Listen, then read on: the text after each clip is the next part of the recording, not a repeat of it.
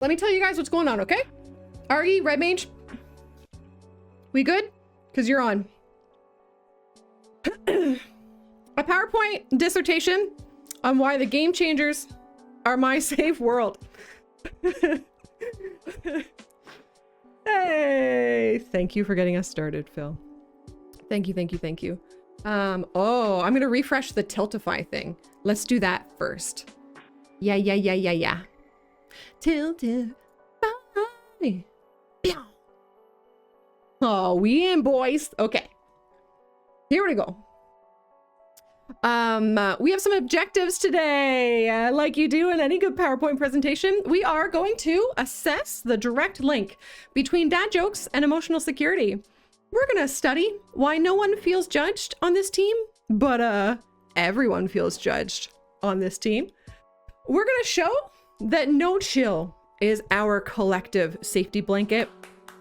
We're gonna examine the golden ratio of 100% goblin mode. Did I see a pexicle in chat? And 0% cringe tolerance.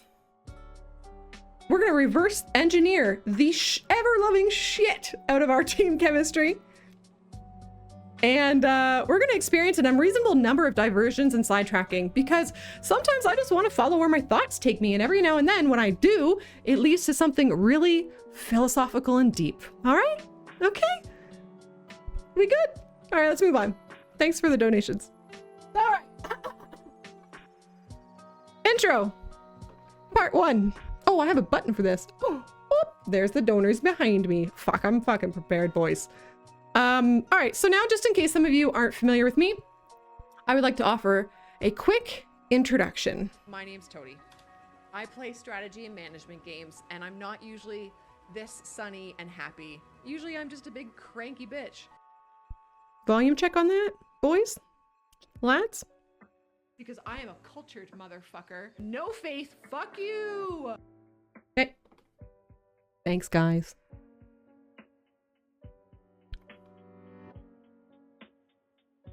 I'm what we call a pussy little bitch. That's probably still low, eh? Okay. Yeah, you guys got it. You guys got me. Good. That about sums me up. Next slide. All right. Just so that you guys know that I know what I'm talking about, I would like to go over the titles that I have earned over the years. In 3rd grade, hi, hello Raiders. In 3rd grade, Swamp Thrasher, that was my nickname. High school, it was Pale Orc. University was a time. University, I was known as Saucer Pass. Prison. We don't need to talk about it too much, but it was Toonie Token. And this one's not even a bit. Still to this day. Zoodles. Zoodles is my name. No further explanation required, really. Now you know who I am. Now you know I am perfectly qualified for this lecture. So, let's do this. Daddy Argy. Brother Red Mage. One last thumbs up. All right, we're doing this.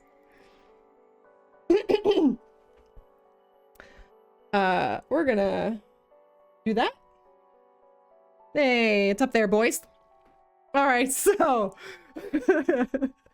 now I'm gonna preface this. This is off script.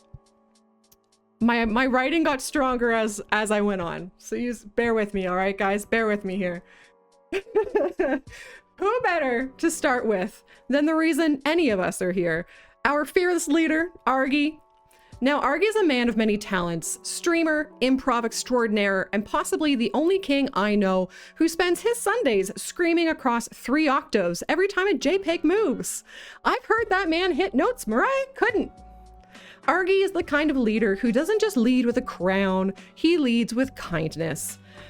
But I feel like King Argaroth translates to King Arthur running a Discord server. Calm, fair, and always ready to cast group therapy instead of fireball. Although I'm not entirely sold on this king label. Sure, Argy rules like a king, and I've met the man. He's built like a king. But He pronounces things like a court jester. First G in King Argraf stands for G-Portal Partner. Second stands for Gnoshi.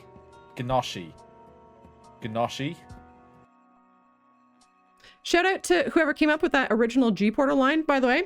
Honestly, Argy's chat is a fucking trip in the best of ways, of course. On one hand, I'm very curious how chat brought the conversation to the point in this next clip. But on the other hand... Homeland Palpatine sounds like a truly awful porno. Do it! Do it! Do it! Unleash the power of the dark side! I mean, I've never seen Star Wars Episode 69, but I imagine it's 90 minutes of awkward lightsaber placement and even worse decisions. I can see the back of the greasy-ass VHS box now. Star Wars Episode 69, Obi-Wan Can Blow Me. Years after Order 69 decimated the Jedi Order's OnlyFans subscriptions, a lone warrior wanders the desert of Tatooine. His name? Obi-Wan Can Blow Me, and he's done waiting. When a desperate hunk of a man, Luke Skythicker, arrives with a broken droid and a fully operational thirst trap, Obi-Wan is thrust into one final mission: deliver the plans and the pipe. With the help of Princess Leia and a surprisingly flexible Chew Boner, our reluctant hero must face his greatest enemy yet, a budget clone of Emperor Palpatine from the pound shop next door. But deep inside the enemy base lies something strange, something fungal. It must be... dank spores. Dank spores. So here's to Argy, the king of community, the sovereign of steamy sidebars, and the only guy I trust to lead a team and make gnocchi a 4-syllable word. That timing was great. Chat, let's talk about Abby.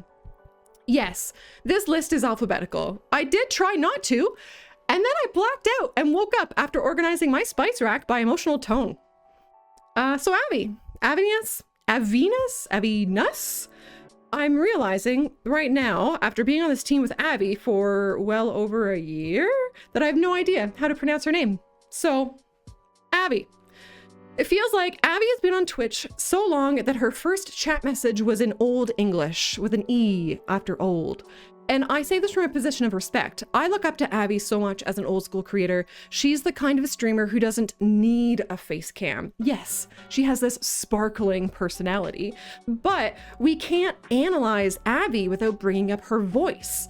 Abby seems to subscribe to the old school content classic of loud equals funny. Oh boy. Trying to find a clip of Abby to show for this was like trying to find a whisper in a wind tunnel. She doesn't just react to enemies in game, she sonically obliterates them. I offer you Exhibit A. I'm going for damage.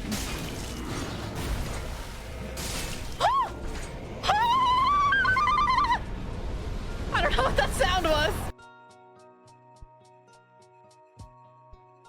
That was not a battle cry. That was either a mating call or a warning siren for nearby wildlife. I'm not sure.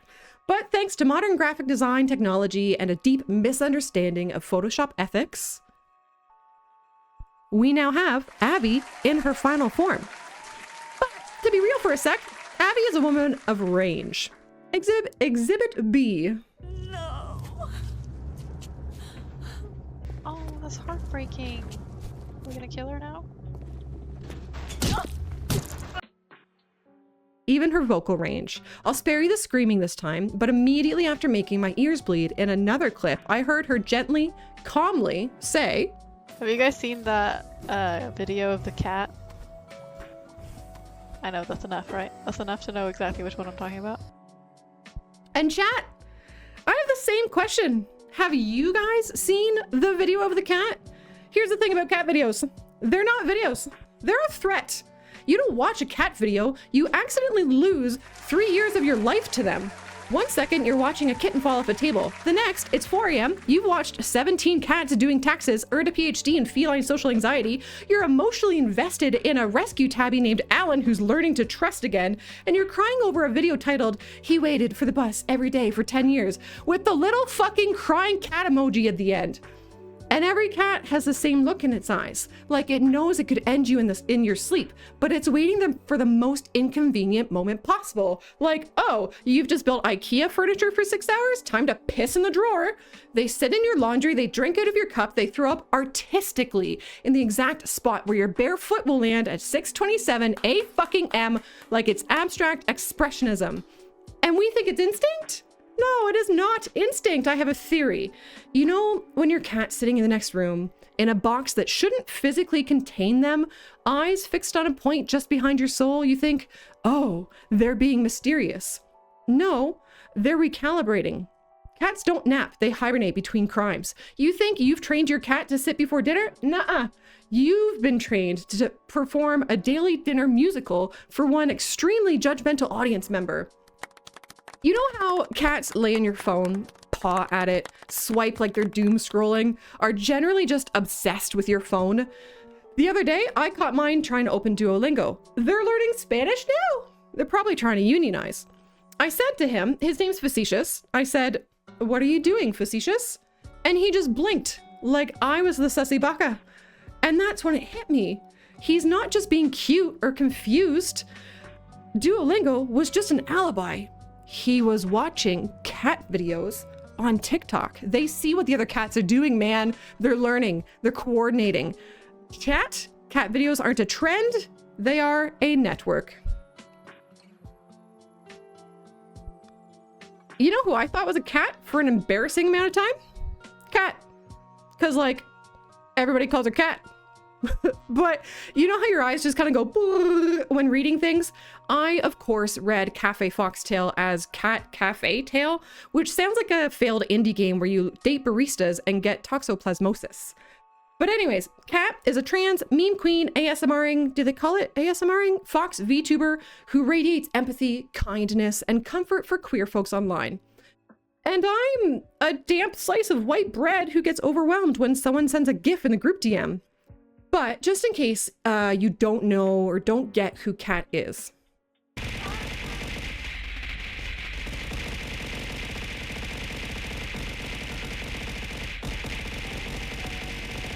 Think of the head dance.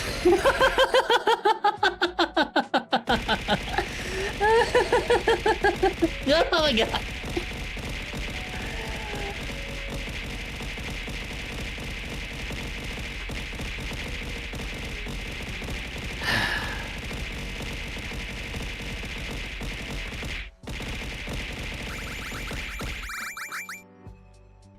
We are not the same.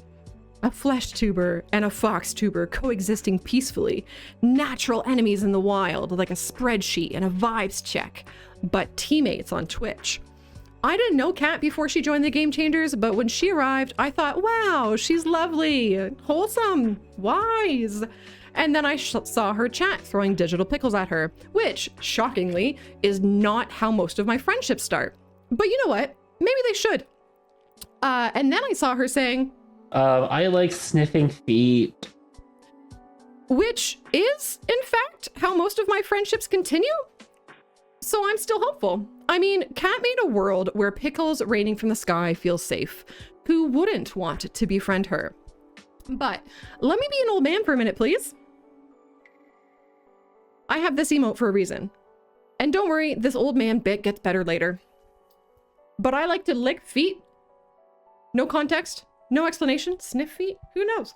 That is either a kink, a culinary review, or something you'd see printed on a bottle of poison in Victorian England.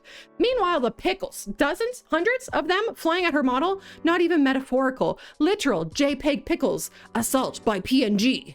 I like sniffing feet. This is what Twitch is now. You know what? I respect it.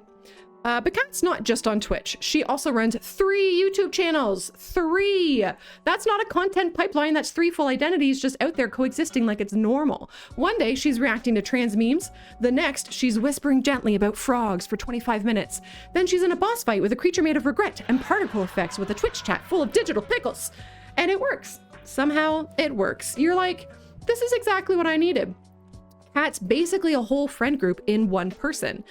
And I think that's important, especially online, where someone finding your channel might be the first time they see someone like themselves and think, oh, I'm not alone. That's why what Kat does matters. That's why she's so special. That's why she's... Hang on. Wait. Did she say she likes to huff feet? I like sniffing feet. Okay, still special. Just magically so.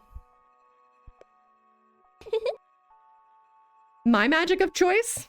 Why, choose Red Mage, of course. Ha-ha! What a great segue, Toadie! Really nailed it there! Fuck me, I really am anxiety in an off-brand cardigan. Okay, so there are two kinds of magic. There's a cast a spell and fight a dragon kind, and the I just got this Sega Saturn controller to work on a Nintendo Switch using only electrical tape firmware updates and the blood of my enemies kind. Red Mage? He's both. He plays Mario Maker with a wheel of controllers, like Wheel of Fortune, except every option is, you're not beating this level, bitch ass. You ever see someone try to beat Kaizo Mario with a Donkey Konga Bongo? You have now. And here's the thing, it works. Somehow it works. Yes, I've just said that before. But in fairness, I'm easily impressed, off-brand cardigans and all. But I'm still kind of reeling from the feet huffing thing. Red Mage is a tech wizard, a retro game historian, a Twitch mod who still finds time to speedrun and help literally everyone else. Like me! You know who mods for me? I'm sorry, but I should have mods that help me with that, right? That make me aware of things that are not okay. Yeah. That guy. He's out there roasting his own mods while simultaneously moderating my stream and my entire sense of stability. This man once flew from Ireland to Canada to help me with a charity event. Every single cent he earns on Twitch goes straight to local causes. And meanwhile, I have to lie down after answering an email. He's one of the kindest, smartest, most dependable people I've ever met. The jack of all trades who actually does it all. Red Mage is what a save state would be if it gave great hugs. Not just in emulators, but in friendship. Which is a disgusting thing to say, and I regret it immediately. God, I hate that that line made it in. But it's true. Chat, get yourself a friend like this. What exactly does the Rectangle Gang mean? Well, the Rectangle Gang is Toadie's unofficial stream team, one could say. And she has this whole meta with everyone in her stream that we are all part of the Rectangle Gang, and she said she will fly that tag, and she said that everybody in the community is okay to use it, and that's why it's there, right? Rectangle Gang. Red Mage is the Rectangle Gang's multi-tool, the real-life cheat code. This man can patch a capture card mid-stream while debating which Mega Man boss theme has the best emotional arc. If Argy is the final boss and I'm the tutorial NPC, Red Mage is the guy who data mined the whole game and found a key speedrunning skip while lowering Avi's mic gain. Alright. I wanted to dream up a clever segue here, but we all know Deviant Dreamers, Devi, is next as we're doing this alphabetically, because I'm what happens when anxiety gets opposable thumbs and access to Premiere Pro.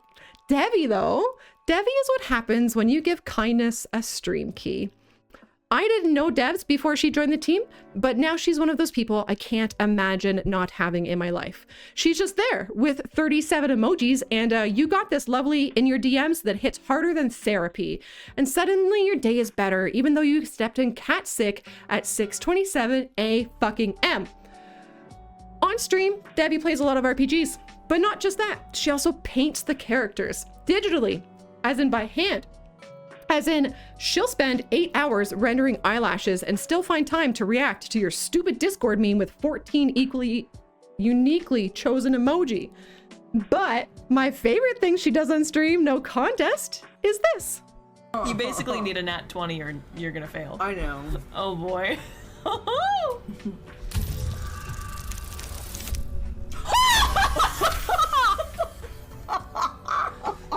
Chat, you're so great. Thank you for the donos.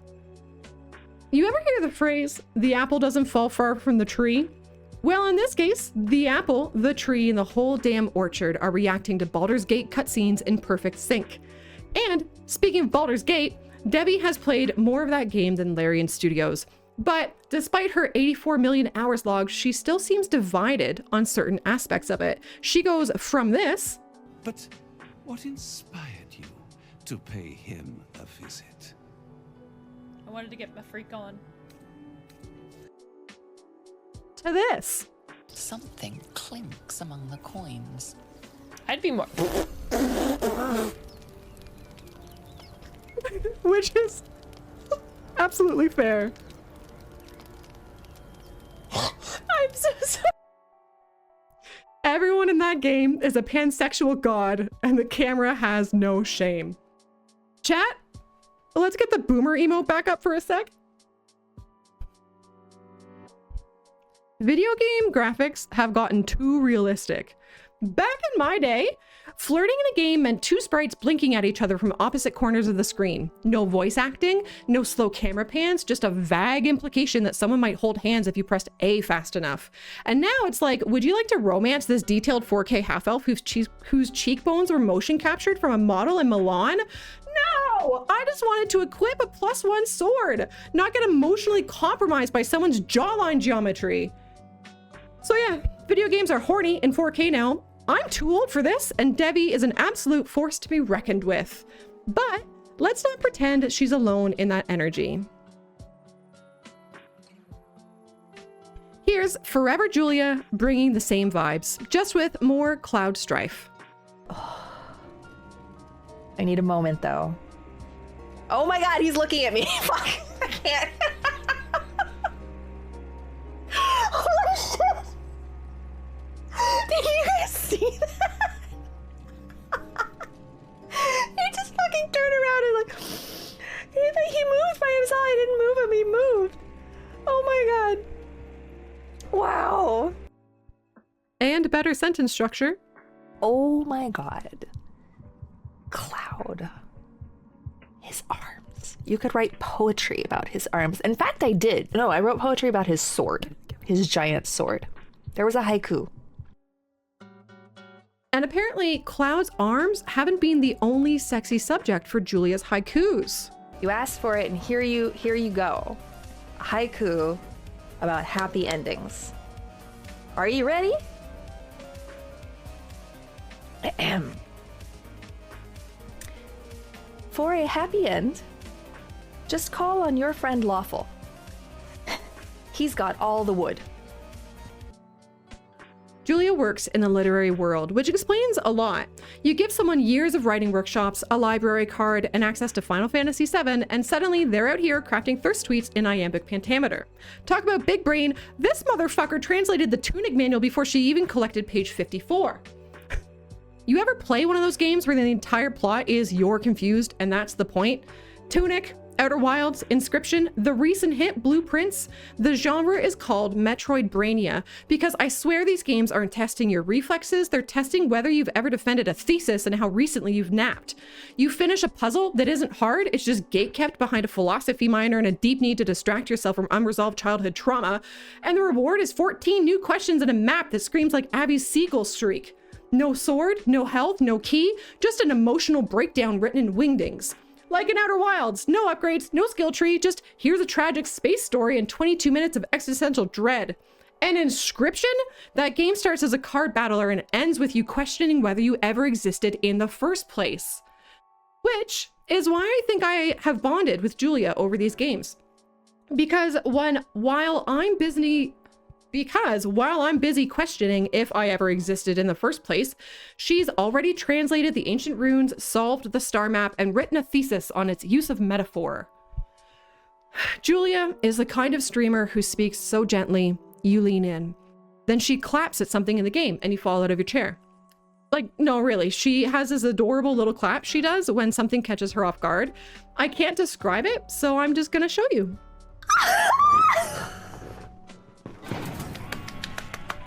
My mother used to... See, I wasn't exaggerating.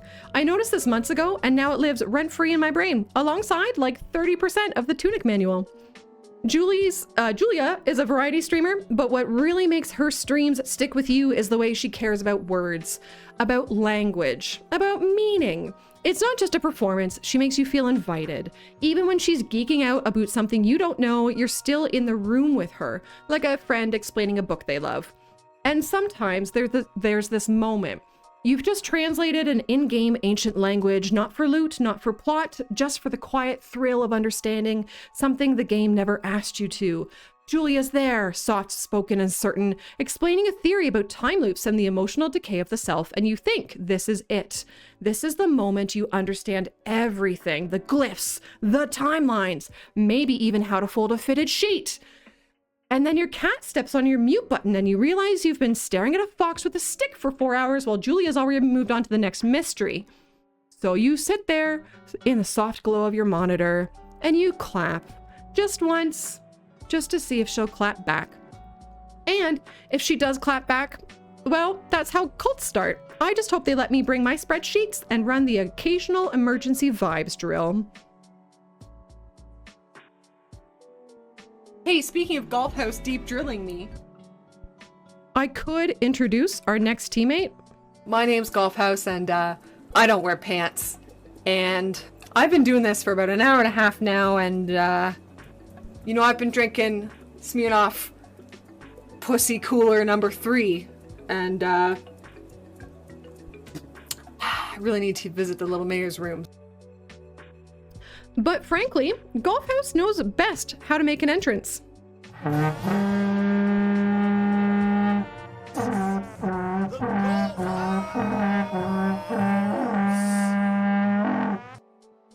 Now, up until this point, I've been deliberate in not roasting anyone on the team. But if there was any one person, one Hawaiian shirt wearing son of a bitch that I could absolutely demolish, it's Golf House. Did you guys notice how old those clips are? Yeah. What if I told you that Golf and I knew each other even long before them? Before Mixer shut down. Before Mixer was even Mixer. Huge shout out to my Beam OGs in the back. Back when I still used XSplit and installing OBS meant hiking uphill both ways through 3 feet of snow with only dial-up and a wet dream. I know things about golf. I know so many things. Things that would make your eyebrows do that little, are you serious tilt a la Daddy Dwayne The Rock Johnson. And I've been sitting here, or I guess standing here, thinking just what to tell you. And I could go a few ways. I could tell you, no wait, it's a little too much. We should adjust the framing. Maybe, I mean, this bit works great because I'm so tiny. Maybe a bit over here? Golf would want that. Yeah, that's better. Now you're in the splash zone. Anyways, Golf House. The man who can spell his names with emojis. His name with emojis. His joke, not mine. We go way back. Back to a time when we both used the same terrible free overlay from a guy named TTV Streamer Steve 69 and thought that passing a city skyline save between us made us visionary pioneers. Back when I thought I was going to be a family-friendly Minecraft streamer. Guess how long that lasted? Yeah, probably about as long as this bit. I could tell you Minecraft stories about golf. There have been some serious Minecraft debauchery, hasn't there? All right, I've got one. But this shits. Oh, red mage. Well, you're just gonna have to wait, aren't you? Did you do the command? Draw giveaway. Why didn't it work, red mage? Can you do it again? Why didn't it work? Oh, wait, hold on. Wait. I actually think I found it. It's that one. Scarred Vulcan one. Congrats to Scarred Vulcan! Yay! Okay, that's the one that you're supposed to see. Okay. All right, I'm gonna get back to being funny. Are we okay with that? Okay. All right. Okay. Okay, this is really appropriate because this shit about Golf House is so spicy that I think it deserves some hype. Yeah? Is anyone willing to put their favorite love hearts emojis in chat? Do you get it? To see some love hearts? I would love to see some love hearts in chat. That was the joke that I fucked up for our dear Golf's upcoming embarrassment. And man, I really could tell you the story about Golf, couldn't I? I could. But the thing is, I won't. Because this has all been a setup. Not a setup for a joke, not a setup for a roast, but a setup for this moment. Because just now, you sat there after years of decimating your attention span watching cat videos on TikTok. You sat there and chat for how long? With strangers from around the world, some of you queer, some of you gamers, others not. Plenty of you probably a little confused. You sat with me while I did absolutely nothing and then dropped a bunch of love hearts for Golf House. And I think that's kind of beautiful. So if you enjoyed any part of this moment shared with a global, diverse community that has come together and landed in this tiny little corner of the internet to celebrate each other during this extended, legally questionable, emotionally confusing fake out, please donate. Consider dropping $1 to Safe in Our World. Donation link should be easy to find because Golf House would. And hey, I didn't even tell you the story with the lava bucket. You're welcome. E, F, G, H, Hampy. Hampy Strange. Hampoo. I love Hampy. Who doesn't love a person who is able to keep such demure composure in times like these? I'm doing good.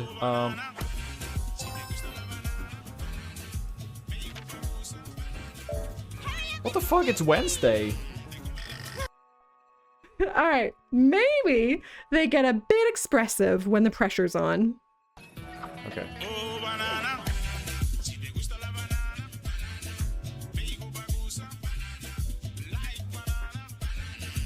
Goodness. My goodness.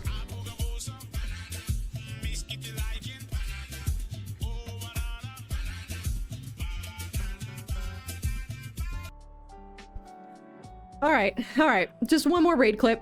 Hampy handles this one like a champ. You're welcome to the stream.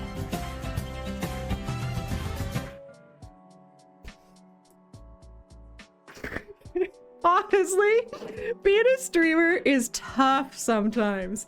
It just takes one Freudian slip for your chat to switch from Keck W's to not like this real quick. Luckily, Hampy's a professional. Floppy dicks are floppy dicks. Oh my god. Floppy dicks are vulnerable to time itself. I mean, that's not a lie. Chat, I need to do a theater kid like Hampy proud here. Please let me get into character.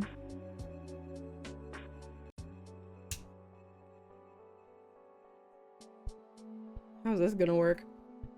Long ago, in the northern lands, where the rivers run clear and the coffee flows stronger than your will to resist carbs, there are legends whispered across the internet, stories of content creators who came before, the ancient ones who roamed the wild lands of YouTube before the algorithm had teeth. And among them stands a streamer with a plan involving 1001 games and an unrelenting vengeance against their childhood. Raised by obscure game manuals and YouTube comment sections written entirely in 2009 sarcasm, Hampy's not just playing old games, he's exercising them. He's avenging his inner child like it's a corrupted memory card from 1998. He's holding a controller in one hand and giving a high five to his past self with the other. I once journeyed to meet this Nordic nostalgia ninja, the defender of the backlog, this bard of the banana. I crossed the Atlantic, faced jet lag, endured airport sandwiches, and at the end of it all, there they were, Hampy, serene by a Swedish river, offering me fika like some kind of emotionally grounded forest wizard.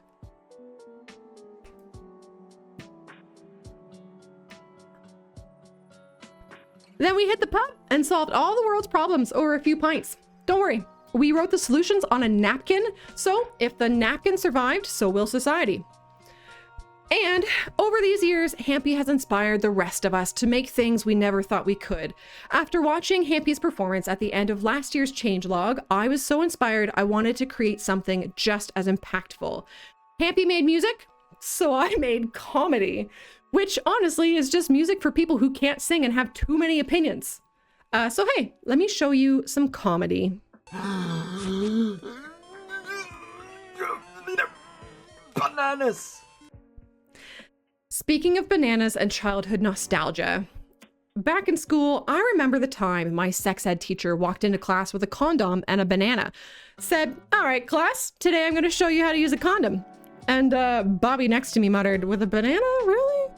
And the teacher just went, "Well, yeah, can't get hard on an empty stomach."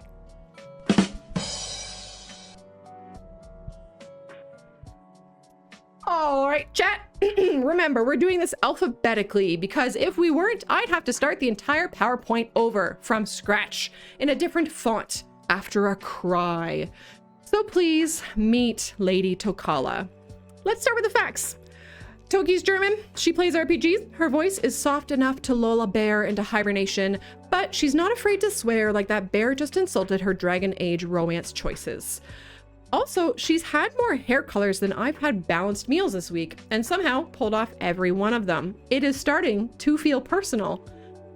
But here's what I think defines a Lady Tokala stream.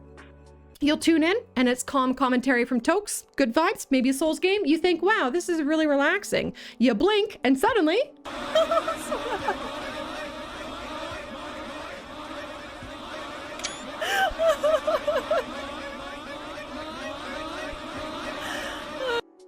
Either Toki lost a fight with a craft store or she's filming a documentary on the Great Chicken Clone Glue Stick Rebellion of 2015. Sponsored by Elmer's!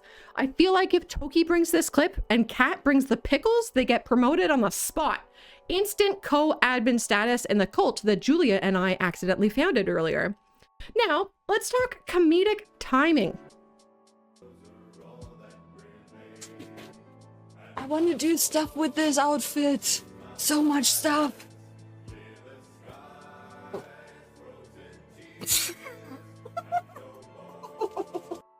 This fucking clip has layers.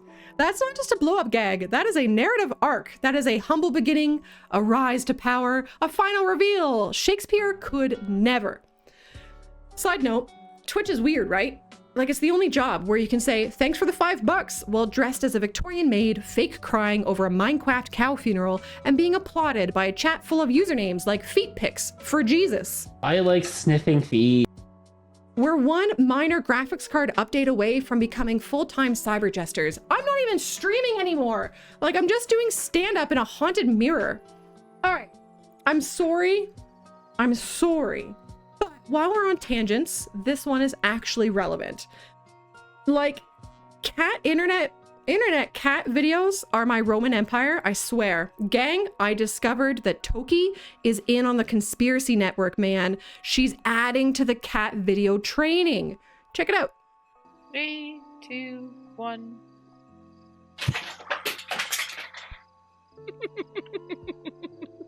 So to keep our feline overlords happy, please offer your salutes in chat to Lady Tokala of the Laggy Lands, last of her line, the Lurker's Laugh Smith, legend of the loading screen, local limbo champion 2013 to 2017, lancer of loud low poly chickens, and link shell mate to Leanne. You might know her as Lelybean TV, or as the steward of Sunday Serotonin, or simply the most aggressively extroverted person I have ever met. Seriously, you name a Twitch guild, she's in it. Creator space, she's there. Instagramming with shop owners, emoji reacting in 5 different discords, maintaining like 8 group chats. I don't want to even look at her DMs. They probably have their own postal code. I get exhausted just thinking about it. It's like watching a nature documentary. Yeah, the wild extrovert floods between communities, leaving serotonin trails and mutual support in her wake. She emits high-pitched encouragements to buoy her herd. Meanwhile, the introvert camouflages against the couch cushions, startled by the sound of a calendar notification. She's powered by community vibes. I'm powered by toast, hoodie strings, and not being perceived. Leanne can light up 10 rooms at once. I once RSVP'd maybe to a party and felt socially overcommitted for the rest of the year. That was 6 years ago. All right, seven years ago. She's the kind of person who makes connection look effortless. I'm the kind of friend who disappears for 6 months, resurfaces with "sorry, I've been weird," and immediately asks if you want to stream Phasmophobia like nothing happened. In case it's not obvious yet, Leanne and I have a history. She, like Red Mage, has flown across an ocean to help me run a charity event. I've flown across the same to sit in a convention hall and sell my weird little clay gremlins at her stationery stall. We've painted a lot of Pokemon cards together and eventually evolved that into a group thing with fellow game changers, something I never would have done without her as my emotional support extrovert. I basically cling to her like a socially anxious Remoraid clings to a Mantine. That's a Pokemon joke, chat! Me being the old fart that I am, Leanne had to explain the whole Roman Empire thing to me. I thought it was just a Civ 7 strategy. As it turns out, she's been enabling the cat conspiracy alongside Toki this whole time. Coincidence? Tell us the news. Tell us how it is. What do you think of Liz Truss? I think not. But listen, if you're a streamer, get yourself a friend who will navigate collab chatter like Leanne. Find someone who's down to volley eloquent back and forth banter.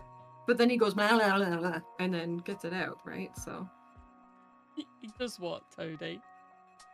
you heard. Or scream with you in perfect unison. Flawless surround sound. Oh, Oh, fuck! Shit ass! Get me out of this house for a second!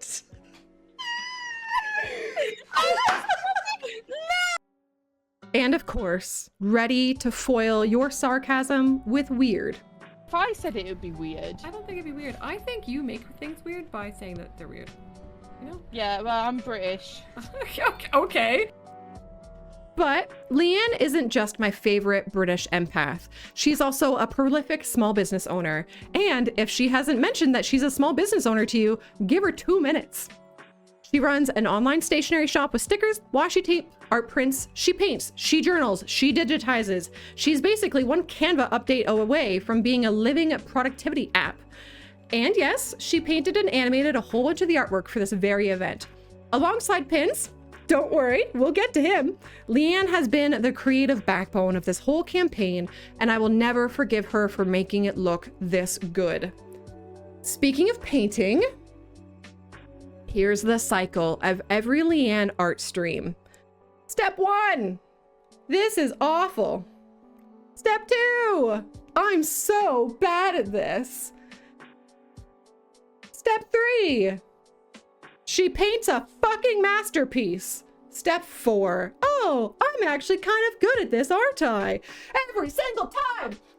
It's like watching a Hallmark movie arc condensed into a Twitch VOD. Her Twitch community is wholesome, supportive, and full of spoonies, and she actively celebrates their wins, big and small, every Sunday. Whether somebody got out of bed or got married, Leanne reads them all aloud to kick off the Sunday Serotonin show. And if that doesn't make you cry in lowercase cursive, I don't know what will. She is the most fiercely loyal person I know, even while I've been deep in an introvert hole, ghosting messages, living under a pile of work. She stayed present, patient, kind, never once making me feel bad for the distance, just waiting at the surface with snacks and stickers and a laugh. So Leanne, thank you. Well, I have got a bleeper now. Hello? Fuck. See? And thank you for centering yourself like a true small business owner. while planning this stream, gang, I spent 3 hours trying to rank my teammates by vibes and had a breakdown when 2 of them tied. So we're still doing this alphabetically. Merxie's next. Merxie VT is newish to the team. A raccoon girl VTuber, literal trash panda, figurative treasure, spiritually somewhere between cozy gamer and who gave this gremlin internet access. Hey, we haven't had the boomer emote out in a while. I had a moment in Merxie's Minecraft stream the other week. I knew immediately that Merx is a certified youngin because of course her FOV is set to Quake Pro, like all of the Zoomers do. You could fit 19 creepers on screen and still see the horizon. I mentioned it and she's like, wait, isn't this default? So she set it to default for the first time and just lost it. Visually offended for like 2 minutes straight. She looked like someone replaced her shaders with dial-up. So default field of view is for fogies. I use default. Guess I'm not a gamer, I'm a fossil with a gaming license. But Merxie, she's got the instincts, like her comedic timing is unreal. Exhibit A. Badger, badger, badger, badger, badger, badger, mushroom.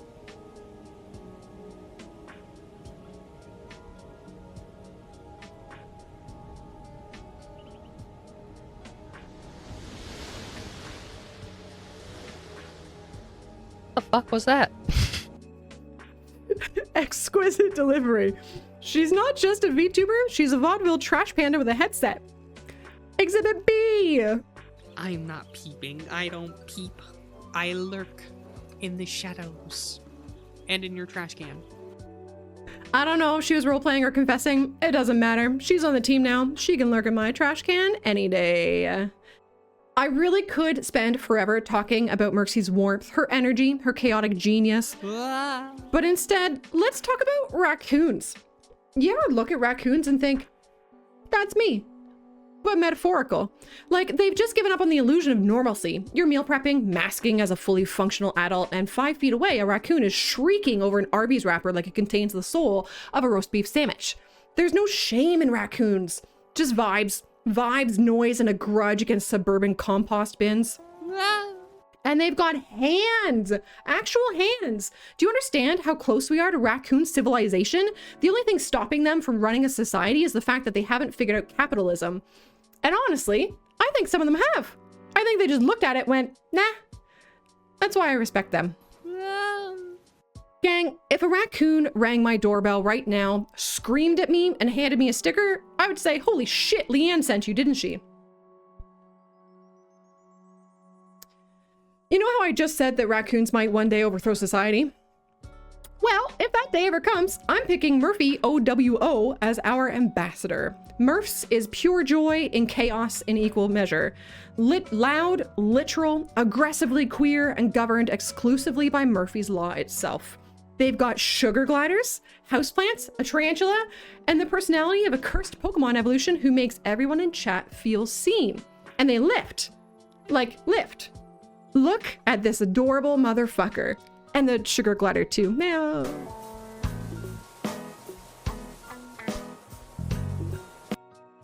But don't let the incessant cuteness trick you. Murphy is yoked. This is their most viewed Twitch clip. I can hear it getting squished. Oh, fuck! Ah! Literally crushing a melon with their thighs. It has 9,000 views, by the way. I see you, Twitch. I see what you're here for. Murphy is one flex away from turning into a Final Fantasy boss that Red Mage has to grind for 6 hours with his Donkey Konga Bongo. 0 out of 10 would not 1v1 Murphy. I would ask them to open my jar of pickles though, so that I might lob a few at Cap. But I think that all that muscle might be interfering with their most basic human function, drinking water. Oh wow, nice.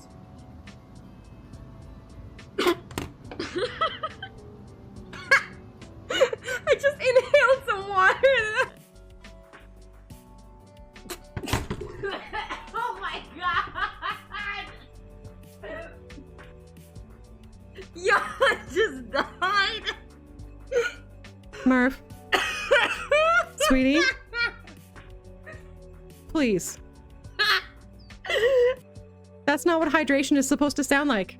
You're supposed to consume the water, not challenge it to a death match. Chat, please do not redeem a hydrate reminder on Murphy's channel. The team would like them to remain alive. Thank you. Now, oh, another boomer emote op so soon. Let's go, because I do not understand this whole OWO thing. Oh, woo? Oh, whoa? Oh, wow? Is it a noise? A threat? A gender? A lifestyle? Whatever it is, it absolutely breaks text-to-speech. Behold. It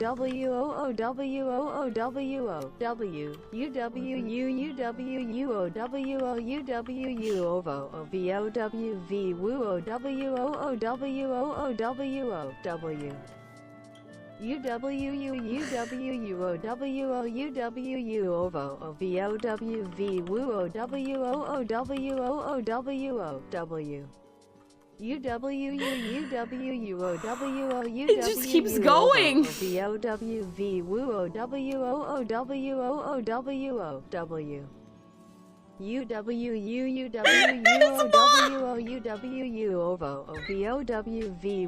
just hope there is TTS. Murphy fits right in on the team with that noise. Can we please get a Murphy-Avi collab happening? You know what? I'm sick of usernames. Twitch usernames are out of control. Once upon a time, your username said something about who you were. Now it's just whatever's left in the digital bargain bin of identity. Murphy's username ends in OWO, which to my understanding is either a flirty face or some kind of summoning ritual. Nemo, don't worry, we're getting him, goes with the classic _55, a naming convention from the golden ages of the internet, where if your name was taken, you just slapped some numbers on it and kept going. It's like watching the generational timeline of usernames. We've gone from sparkly chaos to dial-up mystery. And it's only gotten worse. Every good name is gone. Every half-decent name, gone. I tried making an account last week, typed in Toad. Twitch replied, did you mean TOAADDZ _ real 42069 _ TTV little x big X little x? Also, no, that one's taken too, bitch. So now we're all just scrambling for scraps. Usernames used to have meaning. Now they sound like ransom notes and captcha codes bumped uglies. We've already had TTV streamer Steve 69 and feet pics for Jesus in this presentation, and I promise you, one of them has been a community manager. Probably both. Underscores? Underscores are like putting racing stripes on a 1998 Toyota Corolla. You're not going faster, Darren. You're still in a Corolla. But sure, live your truth. And don't even get me started on the XXX crowd. Little x, big X, little x, gamer god, _ little x, big X, little x, little x, big X, little x, _ furry deathmatch, _ little x, big X, little x, 69. Look. If someone has little x, big X, little x on both sides of their name, you run. You run because they will try to start a SoundCloud cipher in your Discord server. And what happens when they're all gone? What happens when every combination of every word and number and anime emoji has been claimed by some guy who hasn't streamed in 7 years? And the entirety of his about page is links to various tipping sites with different fucking variations on his username because of the goddamn online alias pandemic. And yet somehow he's still partnered, still fucking partnered. We used to be a society. Nemo.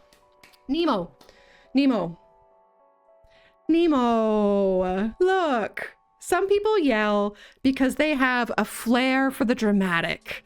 Some people yell because they care. Then we have Nemo, who's like a monk, realizing inner peace is a scam. Might be onto something there. In this clip of 8 grown adults playing a co-op game and collectively forgetting how ears work. I just want to hear Nemo get angry and then tell us exactly what we need to do. Me too. That sounded I just fucking perfect. told you. Yeah, and then no one listened. Everyone was like, yeah, okay. And just We need Yeah, to raise, I know. we need to That's raise the Nemo's story of my volume life. more, I think. Remember, I'm a fucking So teacher he in can high yell at us school. better. Of course, nobody ever listens to me. No, Nemo, we're doing it. We're Because they doing know it. I'm right. And it pisses them off. You might be thinking that man deserves a nap, a snack, and a friend to confide in. And you'd be right. And I would volunteer to be the friend and the snack. But before we figuratively let him retreat back into his tranquil mountain temple, I'd like to share a few more Nemo moments that serve as a reminder. Even the most composed among us can, in the right lighting, say things that absolutely ruin your targeted advertisements for a week. Yeah, we're gonna grind a naked lady. Toki is gonna strip me naked if she can. I feel like in order to be funny, I should use this clip as a callback to Toki's segment, but that segment ended with a blow up penis dino, so I don't really know what the fuck we would call back to there. Still, the lore is consistent. Toki's chaotic, Argy is watching it all burn, and Nemo is very calmly being declothed. And just when you think you've got Nemo all figured out. This is not the music from the ghetto. Pumping and dumping tonight. Down on night. Pumping and dumping tonight. Hey, hey. This is one of my favorite things about Nemo's stream. He takes song requests and performs them impeccably. I told him he inspired me to pick up guitar again, and I meant that. I just didn't expect to be serenaded by the economic policy of an emotionally unavailable stockbroker. Gang, there's a fair chunk more I could say about Nemo. Our mutual love of the best gaming genres, his fine-tuned patience with a basket case like me, how I want to visit him in France one day. I mean, there's got to be a joke in there about Canadian French and le one true français. But if I'm honest, I worry that if I start talking about Nemo in a format like this, I will start objectifying him and I will not be able to stop. Because I mean, look at this. Chat. Worship me now. Worship me. I will.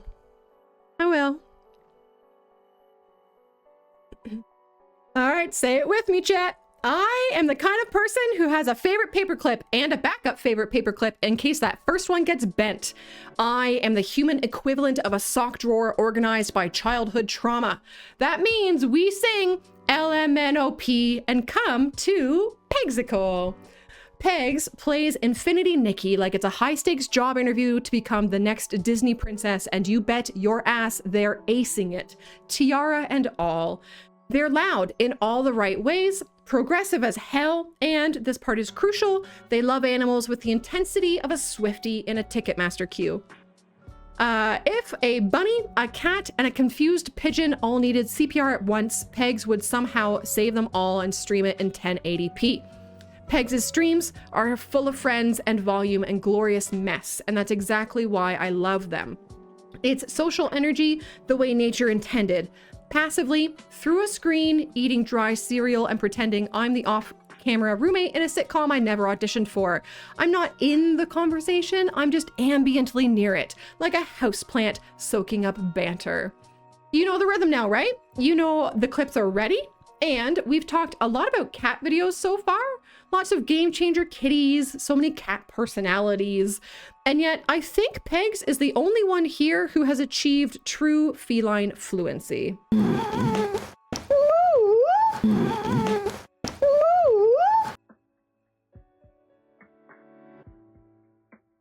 That's not mimicry.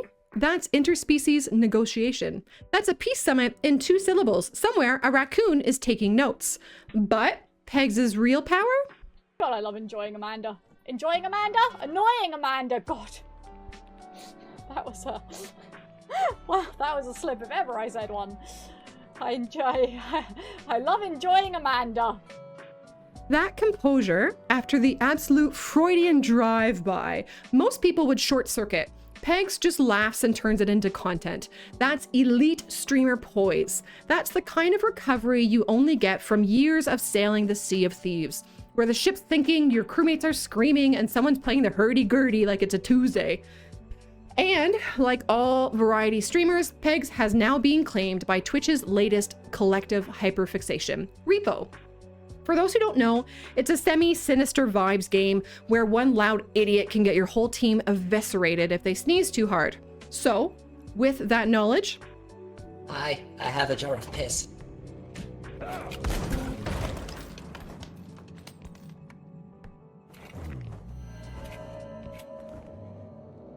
That, right there, is spiritual enlightenment and inner peace. Pegs should be teaching masterclasses. Nemo, take notes. Pegs is a reminder that kindness can be loud, laughter can be quiet, and no matter what the internet throws at us, there's always someone out there who speaks cat. Nothing brings people together like community, compassion, and consensual surprise pigging. The Royal Guard is here to peg you. Oh god. Never been so excited to be pegged. That's Pins RL T-Rex. He heard the Royal Guard is here to peg you, said yes, and? Let's dive in. This is a streamer who contributes elegant art to our event, makes gorgeous emotes for half the team, collaborates in cozy artsy streams, and then uses those same hands to fight with his camera for 30 minutes while dropping gems like this. What do you call a lewd fisher?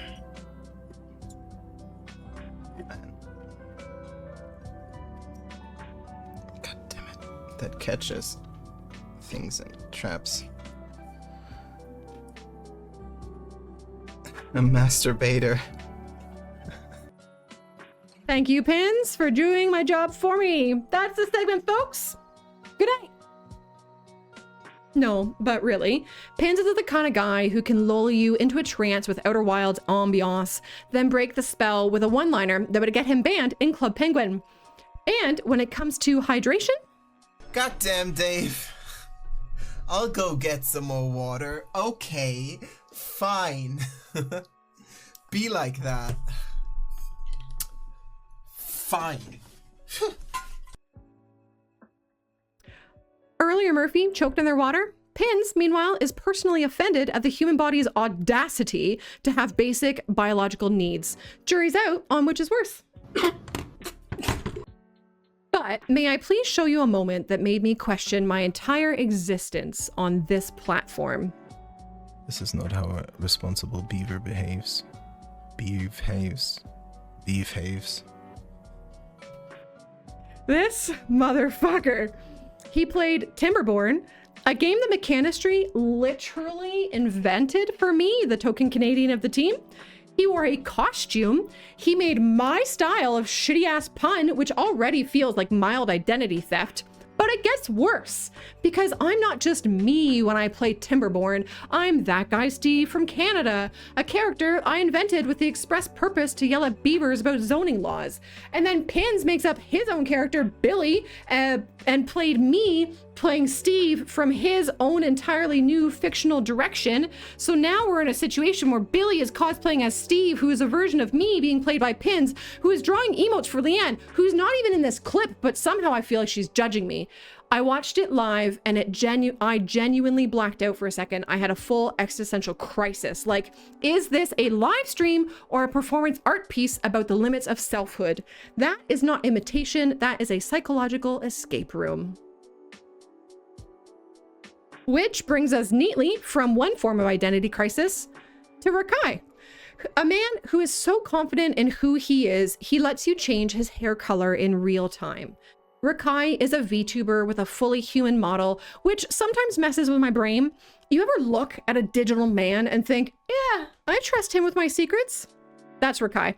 And his voice, look, I don't say this lightly, but it is dangerous. It's like sipping warm maple syrup from a crystal decanter. Whether he's gaming, reading aloud to chat, or breaking into song, every syllable makes you feel like everything's going to be okay. But Rakai doesn't just sound good, he feels... I wrote that? There's a clip, and I'm not exaggerating, that emotionally wrecked me. He's playing through this gut punch moment in a game. 2 characters, close bond, final goodbye. It's tense, it's intimate, it's devastating. And Rakai's voice quivers with it. You can hear how much he doesn't want to push the button. It's beautifully human.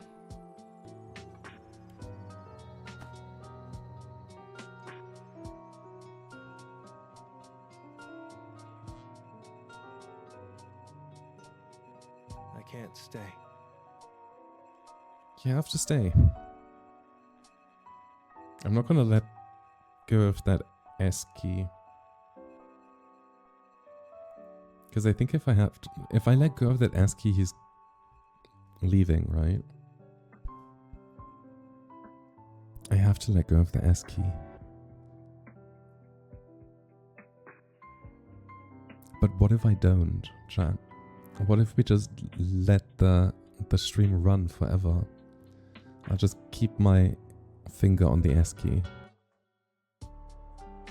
Did anyone catch it? Do any of you know why I'm about to get my boomer emote out and have my 16th breakdown of the night? Let me get you a freeze frame.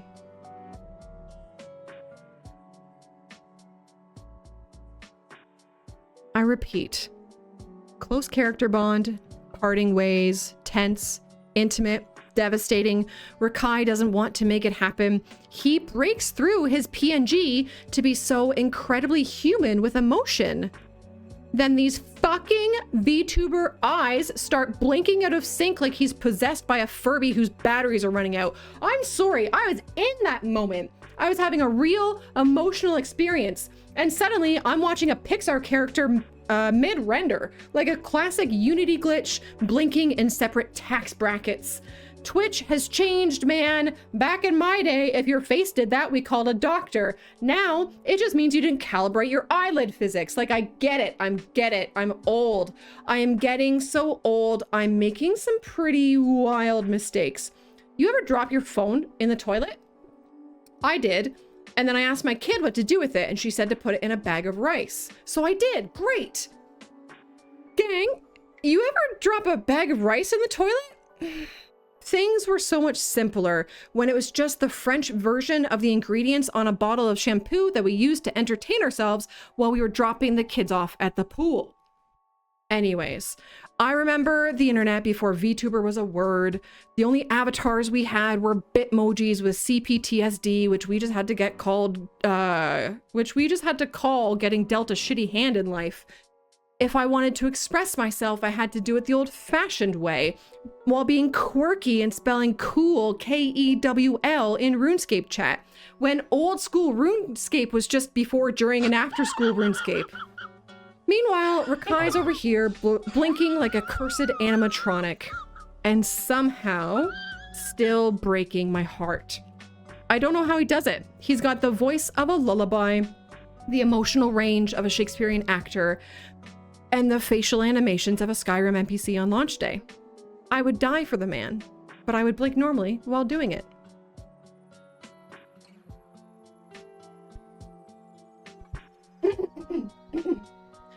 Are you ready to rumble? No? This me in? Cool. I am Ras. That's my impression of Ras. And I'm pretty sure Ras and Pins are trying to gaslight me into non-existence because this is Ras perfectly emulating everything I ever have any right to be online.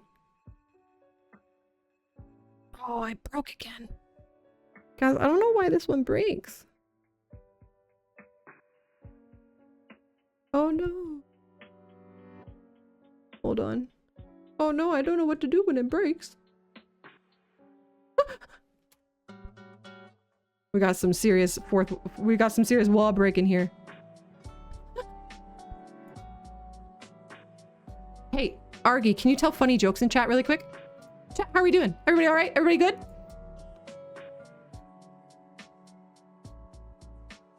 Okay, hold on. Chill. Okay, no, chill, hold on.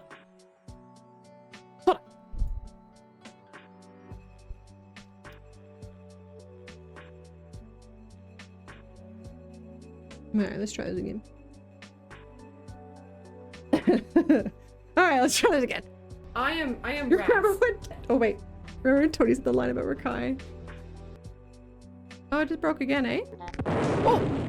Oh, oops. Sorry. My bad. I fixed it.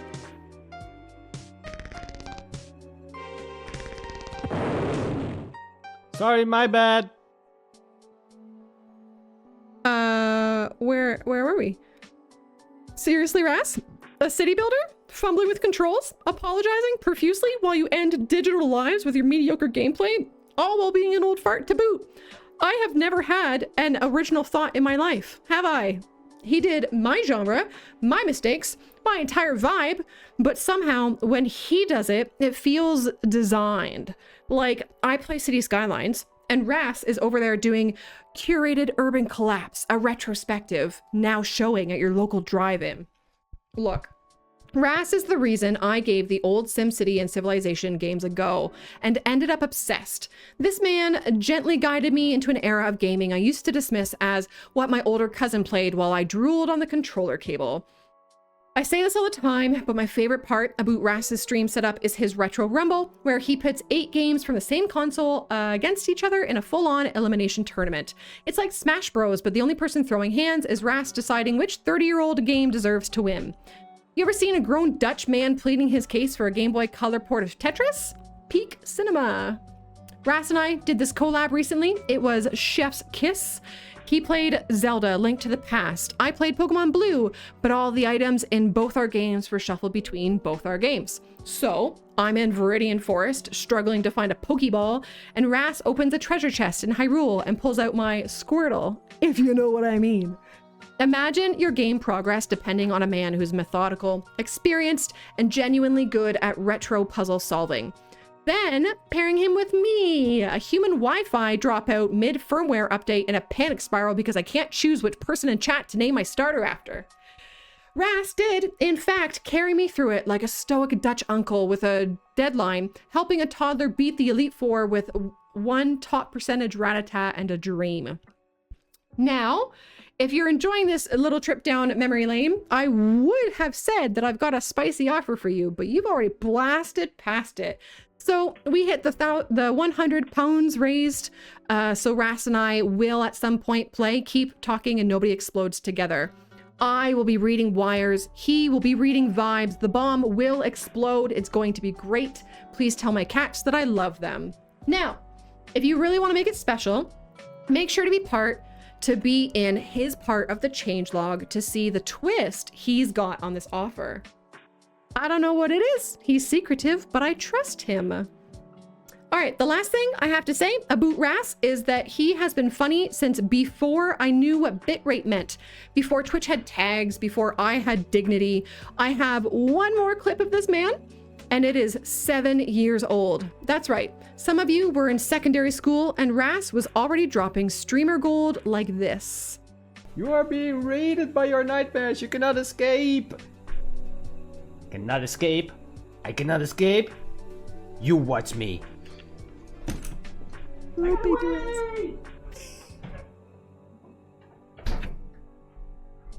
Oh shit, I'm back.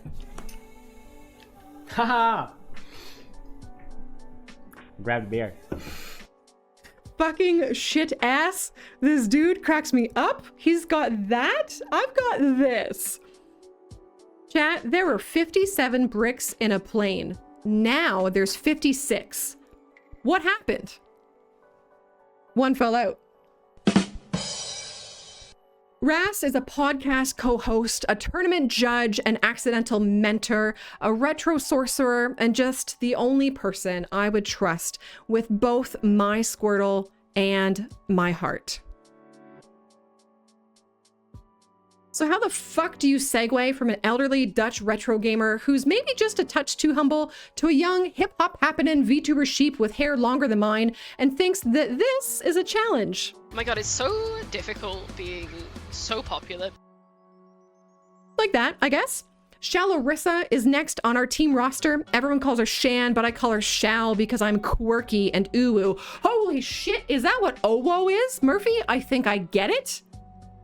I do not get it, but Shal probably does. I met Shal in person when I flew to the Britain to crash Leanne's stationary convention. And let me tell you something, when you finally meet someone you've only known as a little anime sheep with trust issues and Molotovs, it's disarming when they walk up to you and they're just stunning. Like beautiful, charming, wholesome, regal even. And then she opens her mouth and says something like, "Oi, bruv, you got any gunpowder?" And you remember, oh yes, she's a gamer. Now, a few folks know Shal and I both have long hair, like we're in that upper echelon of streamers whose ponytails could strangle a god. So obviously we did what any two unhinged online personalities would do. We compared side by side in public. It was our version of comparing dick sizes. And yes, hers is bigger. I mean, her hair. She's got more inches than I do, and I've had to make peace with that. But hey, not everyone gets to see that face. Most of you know Shal as a sheep, a vibe, a cryptid with a beautiful voice, and a bloodlust for resources in survival games. Lucky for you, I have seen her face, and I've got a clip. This was a lot funnier before Shal streamed today. Are you ready? I present to you Shalarissa's face reveal. I'm gonna switch over to the other scene.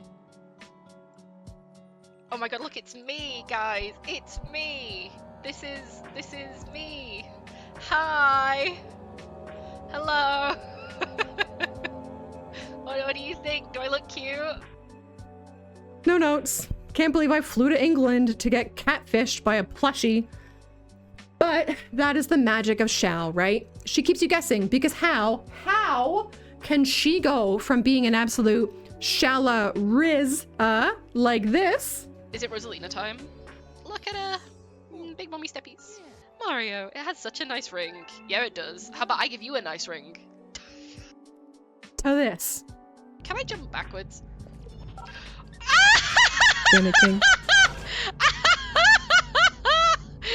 Yes! Fuck you, video game! You suck! Like, babe, pick a lane. Be intimidating or be feral. You can't do both. You're making the rest of us look inconsistent. Chat, how do you get Shal into a fridge? You open the door and you shove her in. Chat, how do you get Villainy into the fridge? You open the door, you take Shal out and shove Villainy in. That's right, I just managed to fridge 2 women without killing them. You're welcome. Villainy VS is our most recent addition to the team, and we have a clip of her getting the official invite. Let's just pause and experience this wholesome moment together a sec, yeah? Hi, Villainy. We have a question for you. Would you like to join Game Changers? I would love to join Game Changers. Oh my god. Enough to warm my cold, dead heart. Temporarily, like a microwave burrito. So, I don't know Villainy super well yet, but you can tell a lot about a person from how they handle 2 things: charity streams and unsupervised keeners like me. Now, for the non-Canadians in the room, a keener is someone who tries too hard. And in case the fact that I have a 30-some-odd PowerPoint presentation ready to try to convince you to raise £100 for charity, or maybe the fact that I'm using my objectively worse sounding mic for this because it looks cooler in my hand, if that doesn't alert you to it, I am, in fact, a fucking keener. All right, Villainy handling charity. Let's go. I will define myself to my government.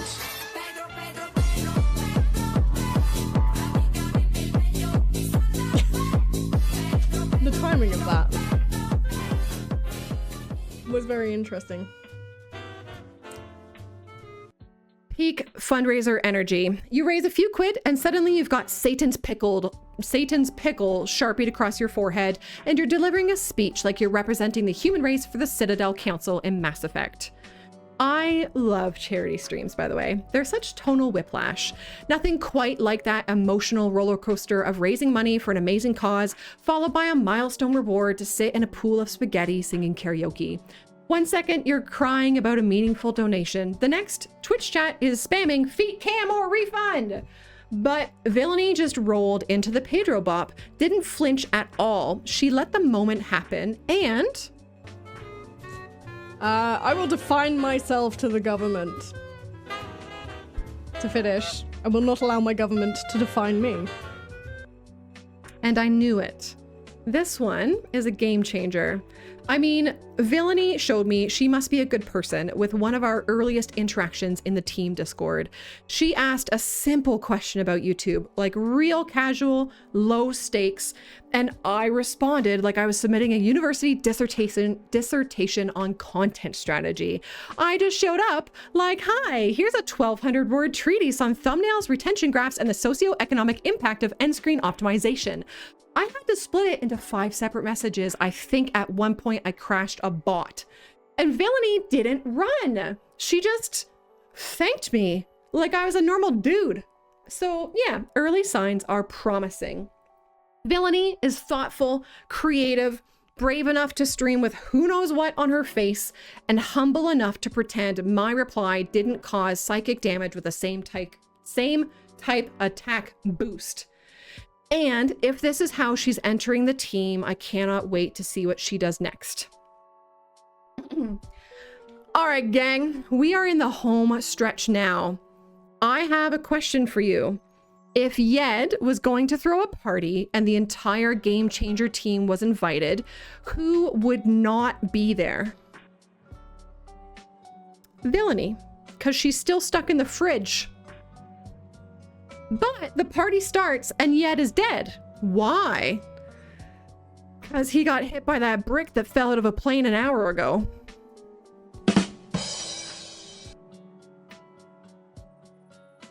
The Yed _ another punctuated motherfucker.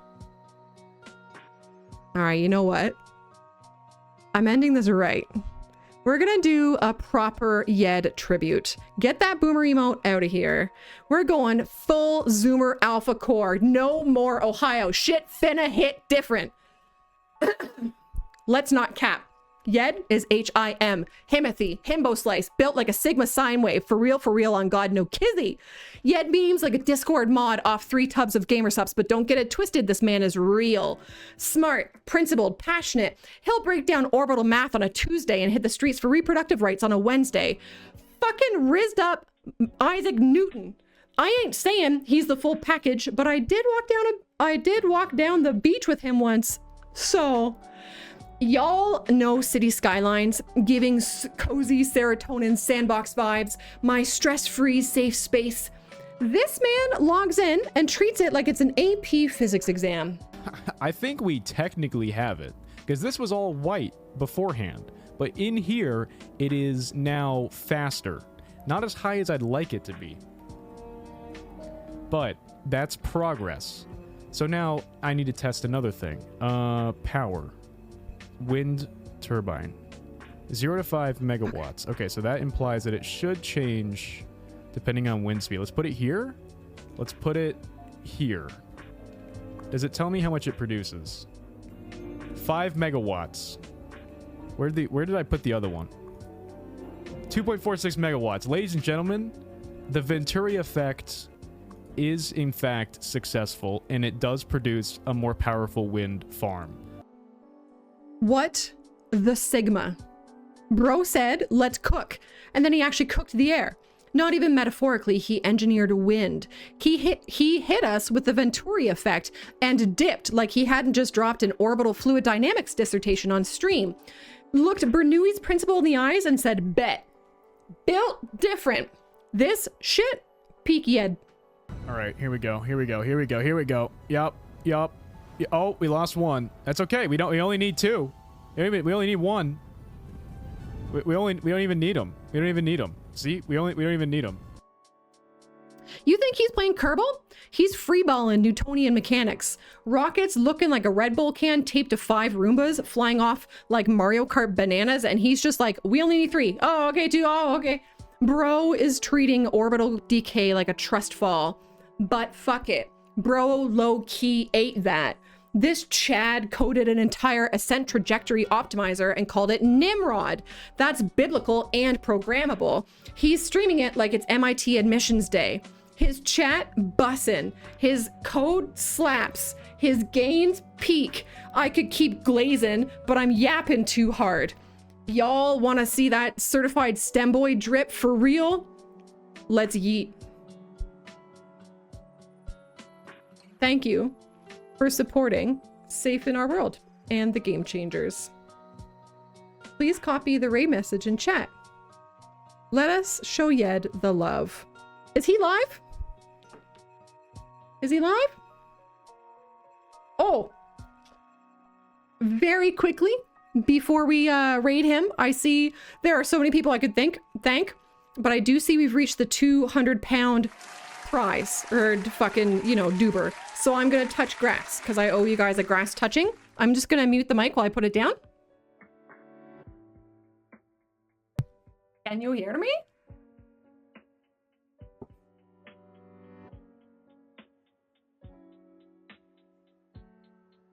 Grass! Grass!